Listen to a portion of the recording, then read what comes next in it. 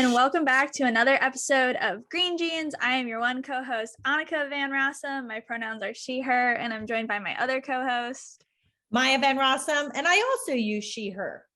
And so if you couldn't tell by our last names, we are related. We are a mother-daughter duo. And if you are joining us on this podcast, we talk about environmental and social justice issues through a generational lens, because somehow, some way, my mom has been raising alarm bells about things for years that now my generation is having to deal with still.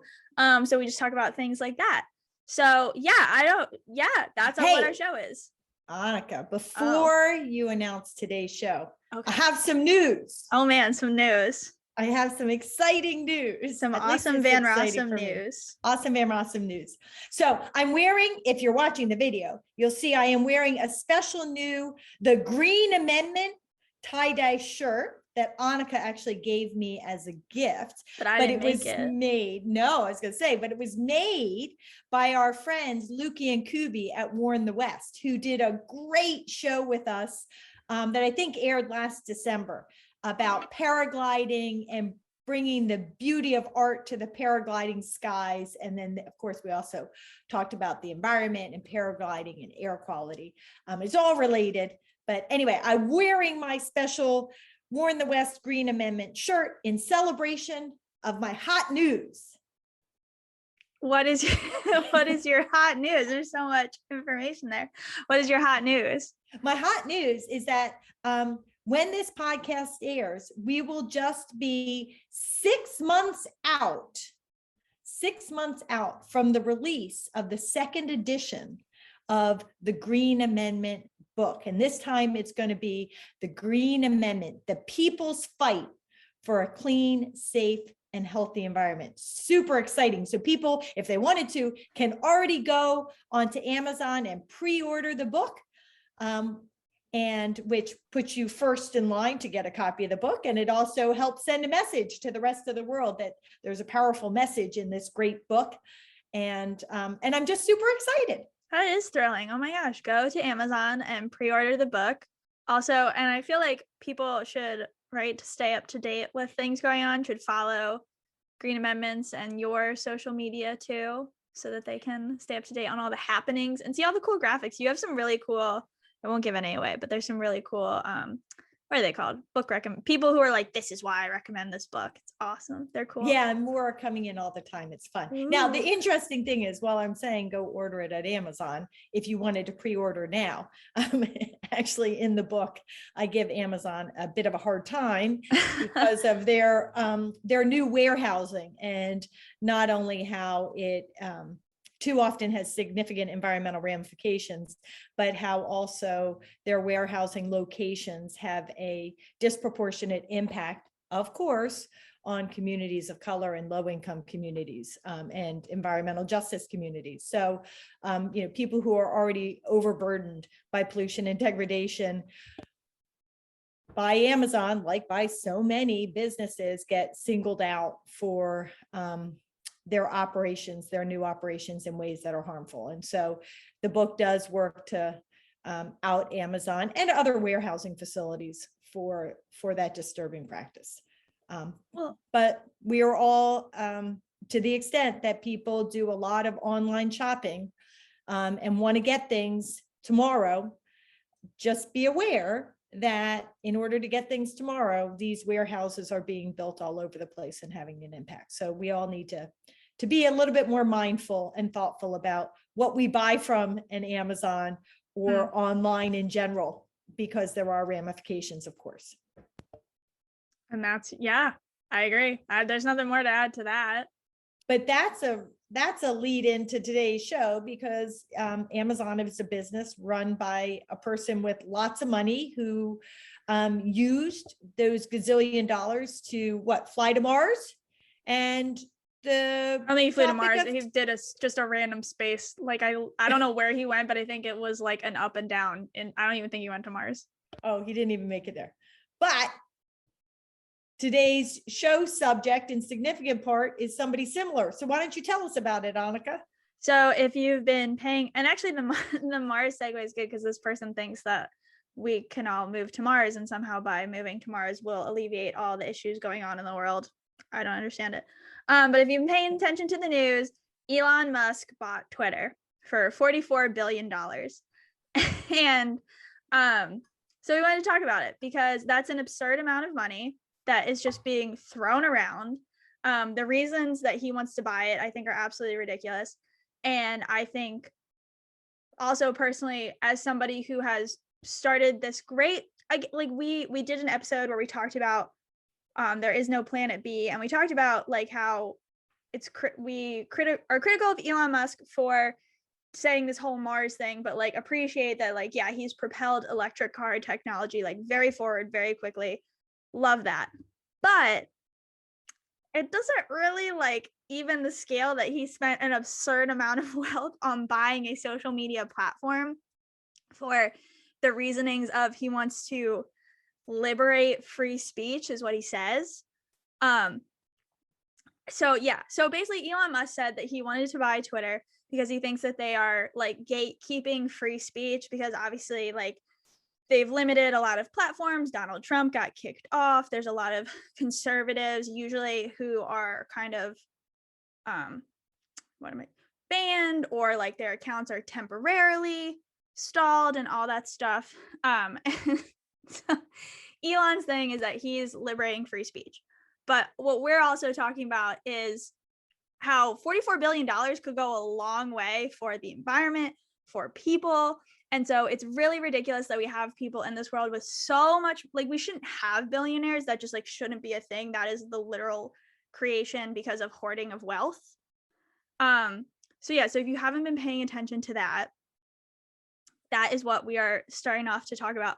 So just to like give you guys some numbers, so WIO News reported, one example is, in a detailed plan, the United Nations World Food Program noted that Musk could support 42 million people facing famine by giving them 1 meal per person per day for a year. Obviously, 1 meal per person per day, like that's a thing. Would love for it to be 3 meals per person per day, but that could have been done. And that plan would have only cost $6.6 billion. Oh, this is okay. This is my favorite thing when I was doing my digging. So for the in terms of like world hunger, the WFP, Elon Musk tweeted on Twitter. He said, if WFP can describe on this Twitter thread exactly how $6 billion will solve world hunger, I will sell Tesla stock right now and do it. So this is from Newsweek. And the founder then clarified, because he was saying how like all this money Elon had could like help. This is like an old thing. But he said $6 billion will not solve world hunger, but it will prevent geopolitical instability, mass migration, and save 42 million people on the brink of starvation, like I just said. And so then Beasley proceeded to provide even more details, explain all of this, and like give all the numbers. And so basically it was reported that Musk made a mysterious $5.74 billion donation in November 2021, a few weeks after his Twitter showdown. So not the full 6.6 billion, which is only a quarter of the 44 billion we're talking about. But then it was like there didn't seem to be any like real follow-up. And I did some of my oh, go ahead. Well, I was just, I mean, to me, it's all, as you said, it's rather ridiculous that somebody should have so much money. As my husband, your bonus dad, says, the only reason why millionaires or billionaires become millionaires or billionaires is because when they run their business operations, they don't fairly pay their employees. And so if you don't fairly pay your employees, it means you get more profits and you can amass these huge sums of money. Whereas if you actually fairly paid your employees, everybody at Microsoft, everybody working for Tesla, everybody working for Amazon, and all these places, if their employers paid them fairly, not only would their workers have better quality of life, not only would they have a truly livable wage, not just a livable wage, but a wage that allowed them to enjoy life, enjoy education, enjoy healthcare. But it would boost up the economy all the way around because people would have more money to spend, right? We always hear about that. One of the reasons why government needs to put money back in the pockets of people is to help boost the economy. So the economy would be boosted. And the truth is, those business owners like Musk and Bezos and what's his face, Gates, they would still be millionaires and billionaires, perhaps just not many times over, maybe just 1 or 2 times over. And doesn't that make sense? I mean, how many houses do you really need? How many cars do you really need? Do you really need to be able to take a joyride to Mars or to space? No, you don't. So how about sharing the wealth very literally with your workers, who are the people who make it, so you can actually have that wealth? It's all rather absurd. Well, and like, I just think too, like, I feel like Elon preached a lot about how Tesla was like great for the environment and tried to like be this environmental person. And clearly, like, I don't know. He's fallen to a weird way. I don't understand this. And just so we're all clear, his net worth, like $44 billion to me is not a lot for this man. His net worth is $264.6 billion. So like a drop in the bucket, in my opinion. Yeah, it really is. Yeah. And It also really is. because we're talking about like climate stuff, I just crunched a couple numbers. So it's hard to like always figure out exact numbers for certain environmental things, because also too, if you're talking about like different costs for plans and different policies, like those numbers are really fluid right now depending on how things work out. But to crunch 2 numbers for you guys, I looked at the cost of wind turbines. So the average size commercial wind turbine costs between $2.6 and $4 million per wind turbine. So doing Annika math. So if I'm wrong, but it's around this number. If I price those, if we said Elon bought for the $44 billion that he spent on Twitter, at the higher $4 million, it would be 11,000 commercial wind turbines that he could have paid for. And oh my gosh. Yeah, I know. Like, maybe 11,000 doesn't sound like a lot to some people, but it's a lot. Like, that could make a huge difference in a lot of communities. And like, it's also like everything that we can do for the planet is important. So even if it's a quote unquote small step, which I don't think it is, like, why wouldn't we do it? And then I did the cost of residential solar. So if you were to get your home retrofitted with everything you needed for the solar panels to power your home. So a solar panel system on an average size house in the US, this is from Consumer Affairs. An average size house in the US ranges from $11,144 to $14,696, according to Energy Sage. So again, if I do the math and I price that at the highest point with $44 billion, Elon could have paid for 2,994,011.97 residential solar panel units. Holy crap. I mean, those are some fascinating numbers, actually, Annika. And as you were talking about it, I was reminded of a conversation I just had a number of weeks ago with a gentleman in Trenton. He works in the state capitol. He runs the cafeteria, cleans things up, really awesome, superb person. And he was just talking. I was actually there to work on the second edition of the book. And we started talking. And he was talking about how high his electric bills are in his home. And he lives in an urban area. I think he lives in Trenton or Camden. And he was just talking about how high his electric bills are and how hard it was for him to keep up with those electric bills. And we were talking about solar panels and actually the whole kind of scenario that you're talking about, although I was saying government should be supporting people to get individual solar. But if Elon Musk were to buy solar panels to put it on all those homes, all those millions of homes, not only would we be protecting the environment, protecting future generations, but we would be creating an immense number of jobs, and we would be helping people like this gentleman who is struggling to heat his home. We would be helping him to be able to do that at a reasonable cost.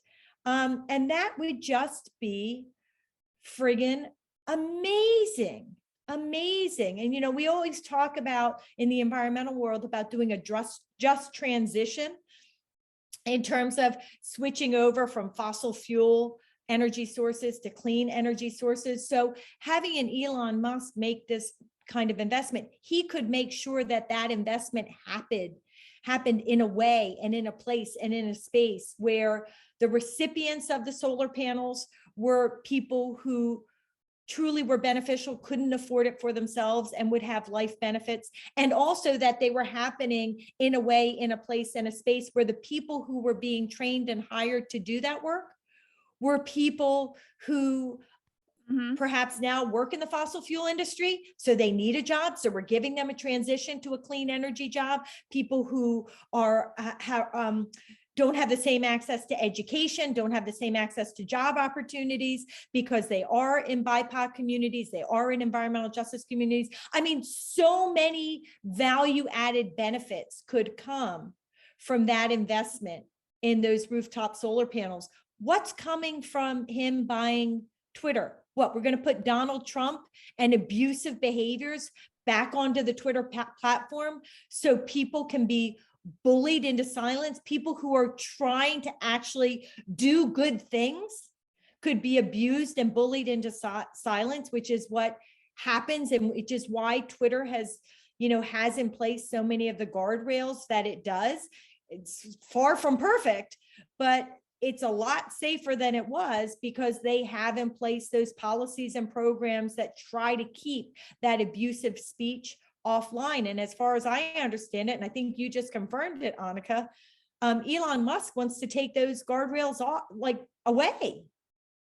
Yeah, I mean, again, so I have two things off that. First, just so we're all clear on the free speech thing, Twitter has been pretty clear that they're first off, if it was a free speech thing, nobody would be on Twitter. There would be no politicians, nothing like that.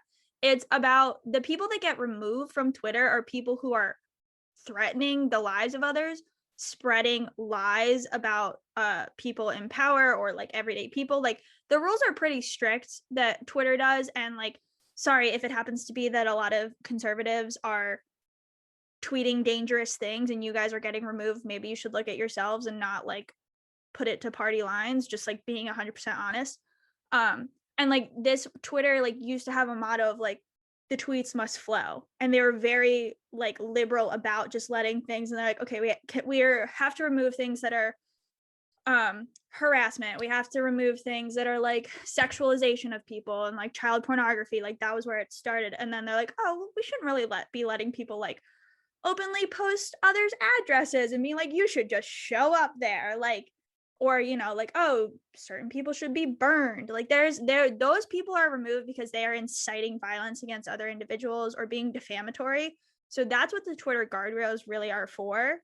And I've been reading a bunch of articles that Elon saying it's for protecting free speech is kind of BS.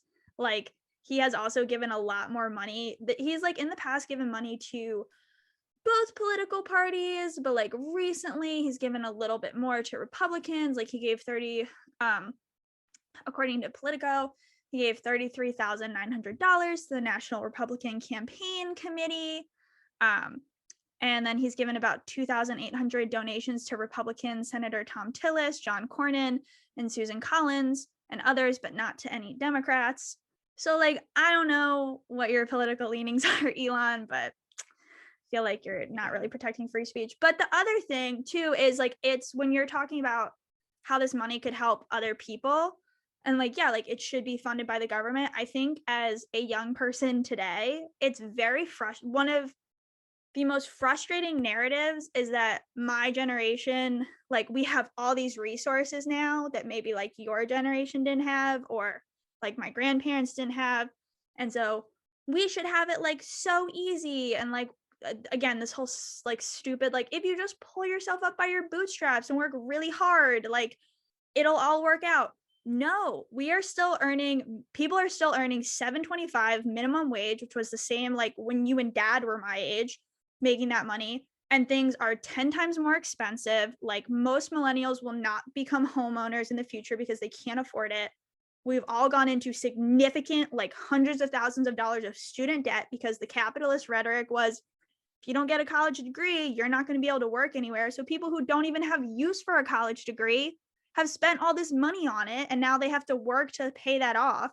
And even it's just a lie that like you need a higher degree to get education or to get a good job. Like if you want to get that job and you need that degree, totally, like more power to you.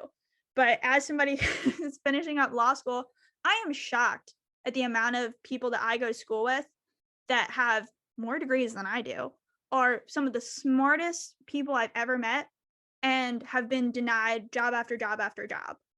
Because and like they're like, I don't understand. Like the world promised me that this would open doors and it seems like every door is getting shut in my face. And so like Elon just being able to contribute that money into programs that like, yeah, we wouldn't have to worry about our electricity bills because homes would be retrofitted with solar panels, or more money to help get us off of fossil fuel dependency so we could spend less money by charging cars. Like it's just, and you just spend it on buying Twitter so you can push your own thing. It is so infuriating. Yeah, I just find it's really hard to fathom. It's hard to fathom having that much money. But I will say that when Dave and I are standing in line, actually, you and I did this too, Annika, like when the Powerball number is really high and we go to buy tickets in the hopes of winning. And all the people around, when there's a line, they're chattering about all the ways they're going to spend their money on ridiculous things, buying stuff.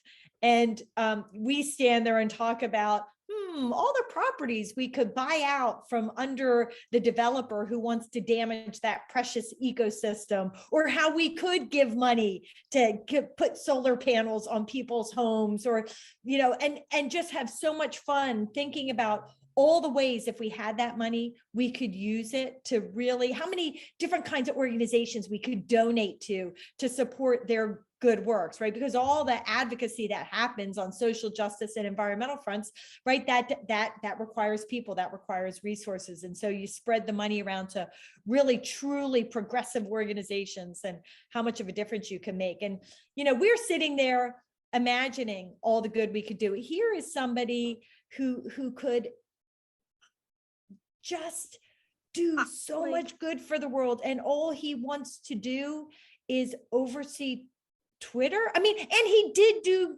a lot of good with Tesla. The truth is, if anybody asks me, I've had several electric cars, and in the end, I got a Tesla. And the reason I got a Tesla was not because I think it's this grand car in terms of its looks or how it operates inside. In fact, I'm really quite annoyed. The radio system sucks.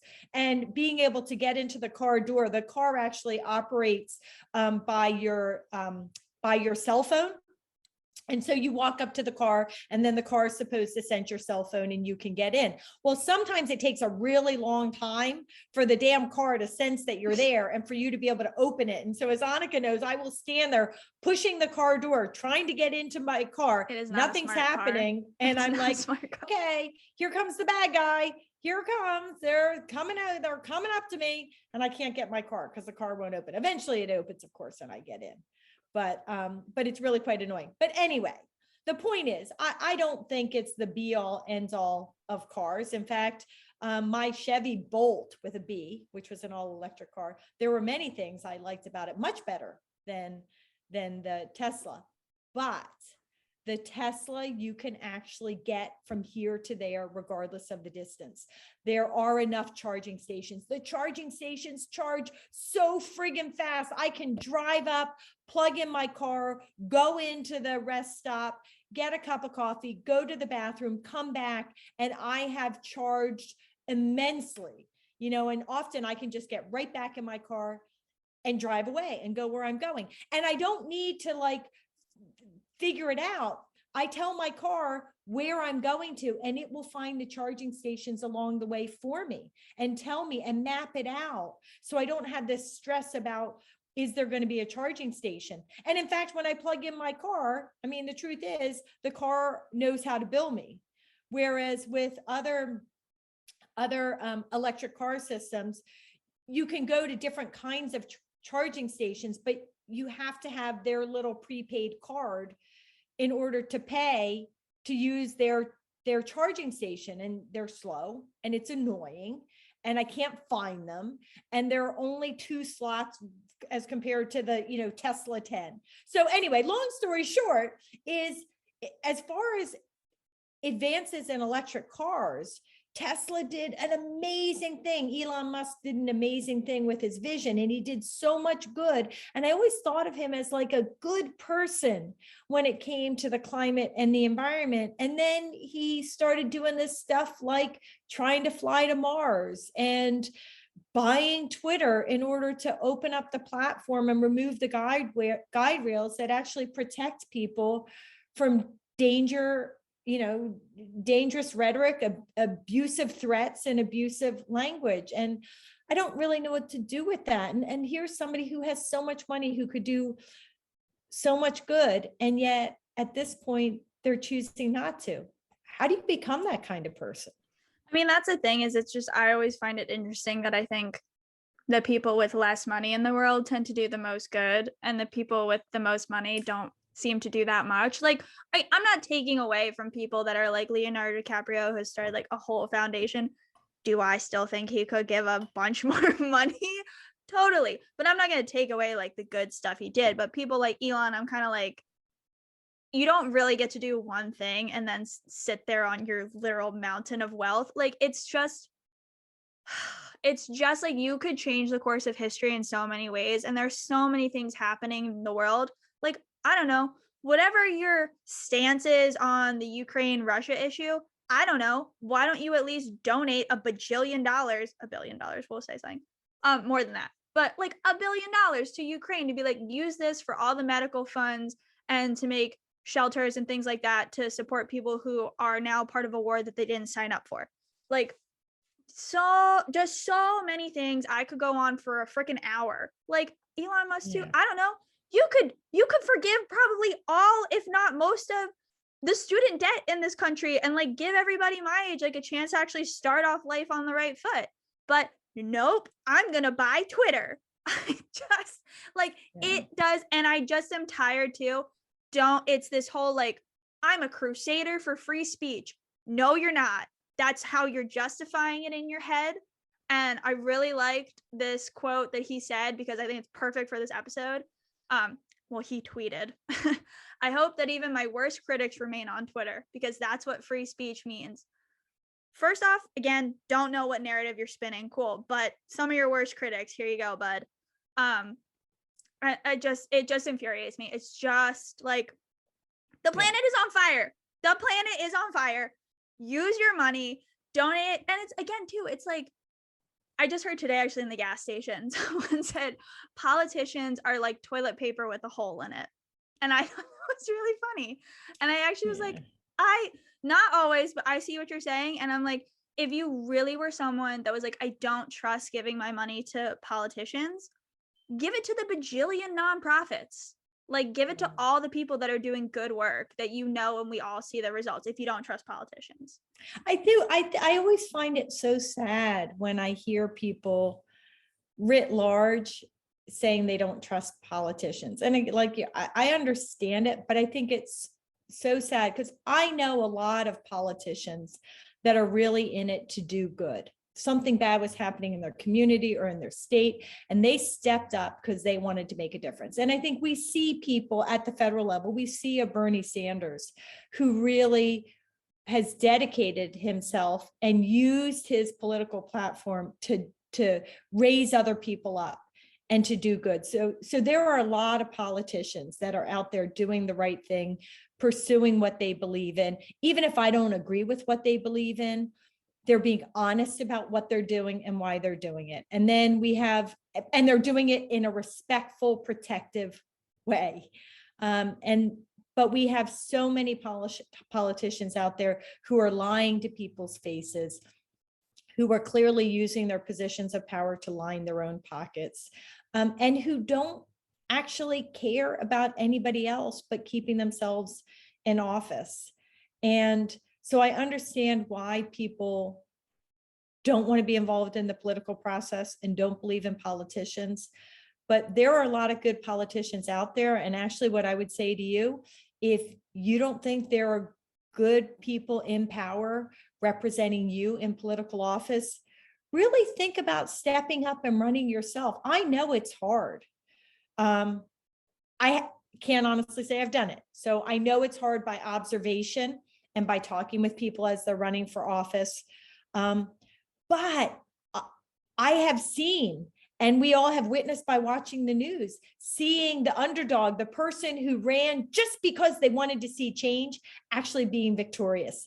And they did it because they were true to what they believed in, and they were true to their constituents about what they were going to do when they got in office. So even if people didn't believe them, they respected them for their honesty, and they voted for them. So, think about running for office, because the more good people we can get into positions of power, the more we can make a change. And as Annika said, if you don't know, if that's not your thing, which I totally get, there are a lot of organizations that are doing good works and holding politicians accountable to do the right thing. There are organizations like the Delaware Riverkeeper Network, like Green Amendments for the Generations, organizations dealing with hunger and food, etc. So support them or get involved with them to make a difference. But I did just want to say, I think it's sad that politicians are viewed as toilet paper with a hole in it. Yeah, because no, a lot of them aren't. No, I mean, also, like, I think we're fortunate in the Green Amendment movement to work with a lot of politicians that like join for the right reasons. And it makes me sad that they are only at the state level. Not that those people aren't important, but like that they're not, the people that are in Washington, D.C. seem to have more of the bully pulpit at the moment, which is just like not reflective of the whole, in my opinion. Because yeah, like I've met so many politicians now that I'm like, ugh, if there were just more of you, there were more of you, or if you could get there, like I Oh my think this gosh, world would I be a better know. place. Think about our legislative champions. Think about New Mexico Senator Cedillo Lopez or New Mexico Representative Joanne Ferrari. I was just on a panel with New Jersey Senator Andrew Zwicker. He is our Green Amendment legislative champion in New Jersey. Representative Chuck Eisenhart out in Iowa, and Senator Rick Bennett in Maine. I mean, these are Senator Mike Gabbard in Hawaii and Representative Deborah Lakanoff in Washington, right? I'm just running these names off of my head because these are beautiful people and they are in it for the right reasons. And they're advancing green amendments in their states, knowing it's a heavy lift and it's really hard. And of course, they get bombed. Well, I don't want to say bombs. They get rocks thrown at them by the legislators, I would say, on the wrong side of socially progressive issues, and yet they don't care because they are just there to stand up for truth and protection, and they see constitutional environmental rights, constitutional green amendments as providing that in a really powerful way for lots of people. So, they are true champions for people and the earth and future generations. And I'm glad to have the opportunity to give them a shout out. I mean, also another good shout out to NCEL, who has hooked us up with a lot of our great champions, found a lot of those people that are the National Caucus of Environmental Legislators, if you didn't know, who have found a lot of, or those people have joined this great group that are standing up for the planet. And yeah, like it made me sad to hear it. I just am like making the point too of like, if you don't want to give your money to politicians, give it to nonprofits. Like there are ways to help, and just Elon Musk spending $44 billion on Twitter drives me insane. Like the moral of this podcast. Yeah, the thing is about pollution and degradation. Too many people, probably not the people listening to this podcast, try to be dismissive and say, well, it's just the environment. It's just a tree. It's just the fish. It's just a bug. It's just a jaguar, if you've been listening to recent episodes. But it is not just these things. These are living entities that share this earth with us, and they have a right to be here and to survive and to thrive. But also protecting them does protect the people. When we protect the water, the air, the soil, the ecosystems, we protect the people. And I was actually looking at a recent report out of the Lancet Commission on Pollution and Health. I had to do it for another body of work. And it's just striking when you think about the numbers. They were just reporting on the fact that that diseases caused by air, water, and soil pollution were responsible for 9 million premature deaths in just 1 year. That is 6% of, or 16% of all people worldwide who died in 1 year prematurely died because of air, water and soil pollution. And that, in fact, that number means that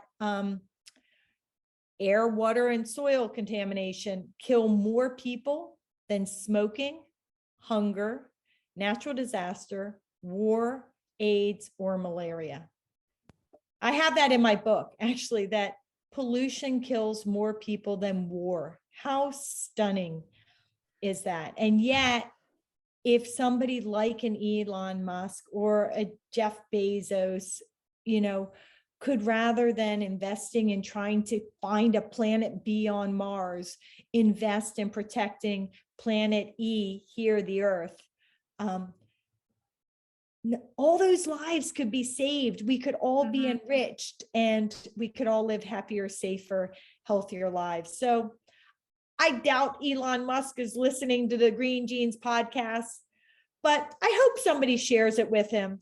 Yeah. Because, he does have a vision for how to do things better in a way that helps the Earth.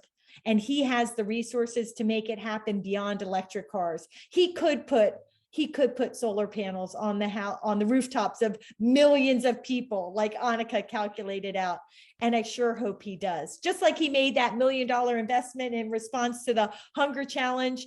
How about you make a $40 million? How about you make $1 billion investment in rooftop solar and in environmental justice communities, and making sure that those getting the jobs are part of the communities that need a just transition? That would be a great thing to do. I just also think too, like, you don't need Twitter to exercise your free speech. It's a nice little added tool to amplify your free speech, but you can go out in the world and exercise free speech every day. If your water's not clean, SOL on that one, you just can't do anything. You literally can't live life without clean water and clean air and a healthy environment.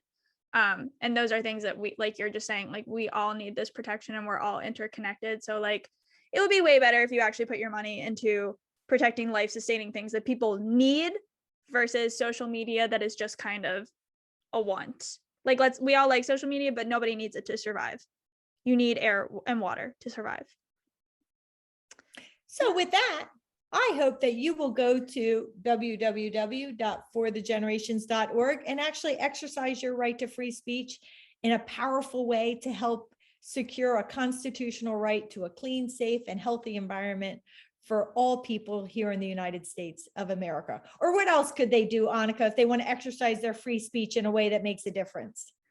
If you would like to support the Delaware Riverkeeper Network, if you live in New York, Pennsylvania, Delaware, or New Jersey, you can join the Delaware Riverkeeper Network at www.delawareriverkeeper.org. You can become a member for free. You can make a donation. You can learn all cool stuff about, if you listen to our past episodes, sturgeon, horseshoe crabs, and find out ways that you can get active in that instrumental watershed. Yeah, and also tag Elon Musk in this, guys, and be like, you should donate to the environment. Just saying. All right, and don't forget also, you can follow us on Instagram at Green Genes Pod. Have a great week, everybody. Until next time. Until